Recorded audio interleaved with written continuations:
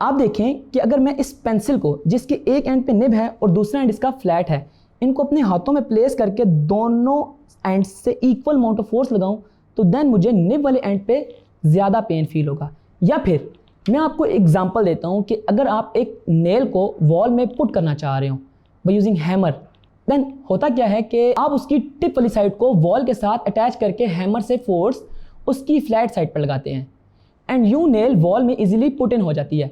But अगर आप nail की डायरेक्शन रिवर्स कर दें, देन फिर क्या होगा कि flat side same amount of force लगाने से वॉल में एंटर नहीं होती। तो इसकी वजह क्या है, आज हम उसको सीखेंगे। यानी कि कुछ क्वांटिटीज वेरी होती हैं by the change of force and increase and decrease in the area. तो बताने का मकसद ही यही है कि the quantity that depends upon the force and increase with the decrease in area on which force is acting is called pressure. Thus, pressure is defined as the force acting normally per unit area on the surface of body is called pressure. Pressure is equal to force per unit area से हम इसको mathematically represent करते हैं. And you know कि pressure is a scalar quantity. Its SI unit is Newton per meter square.